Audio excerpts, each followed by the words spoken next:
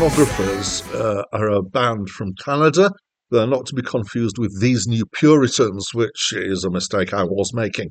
They're, as I said, Canadian. They're a supergroup or musical collective of singer-songwriters. They were formed in 1997 and are still going. They have produced so far 9 albums. They have managed to achieve so far 5 ex-members, and they have 6 current members. Hi, my name's Dan. So this was the second album by the New Pornographers, and it's my first encounter with them, apart from one of them, which is Nico Case, who I reviewed one of her albums previous on this list.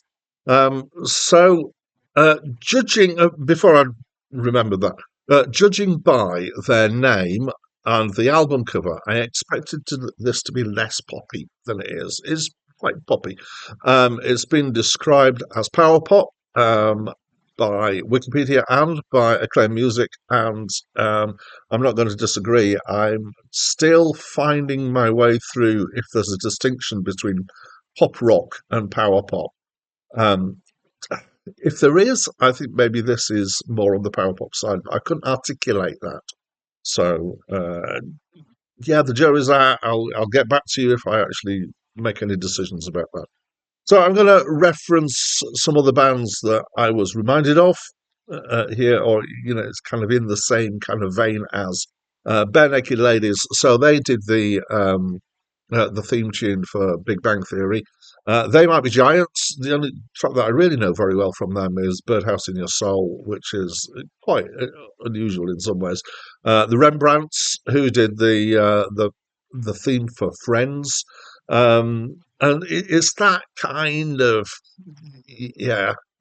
thing. But I would say there's also hints of eels in here. Now they don't sound very like eels, and certainly not the voice or the voices that are used, but the sounds that they use, or some of the sounds they use, particularly guitar sounds and keyboard sounds, have got this kind of lo-fi feel that eels have got. Not that it is in any way altogether lo-fi. Also, eels are considerably less upbeat and energetic than this. This is definitely kind of more poppy. They've got 3 main singers, one of whom is Nico Case, who I just mentioned. I reviewed Middle Cyclone not that long ago, which is one of hers, which is on the list. It feels like this musically and vocally as well could be almost any time back even to the 60s. It has a kind of a fairly timeless feel to it. Part of that is to say that it doesn't necessarily feel like modern stuff, which generally speaking for me is a good thing. It somehow reminded me of the Monkees. I'm not sure if anybody else will get that. It's just the kind of light-hearted funness and general feel of it. For me, was that kind of that's where we're at. The singing is okay. It's nothing to write to your senator about. The songs about, I didn't really know. There's some interesting titles, but the emphasis here is on the feel, not on the lyrics. They could be love songs in disguise, but the titles of the tracks don't seem to immediately indicate love songs to me. So please, I'm going to ask, if you know what any of these songs are about, please do leave a comment. I find that some albums I listen to, and instantly I'm listening to the lyrics and picking up on what it's all about, and that's an important part of it. And I find that some albums, it kind of passes me by, and I don't really know why, and maybe I need to concentrate more, but I think that there is a lot of music where people don't really listen to the lyrics very much, and maybe this is that kind of music. What did I think? Well, I enjoyed it. Yeah, it's good poppy rock. There's not a lot of electronic production. It uses recognizable instruments in the main.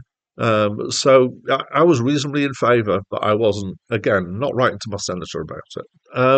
Not that I have a senator because I'm British. What do you think? Do you like this album? Do you hate this album? I'm up for all sorts of versions of that. I like to encourage people to write in. Well, to write in the comments box and to tell me what they think.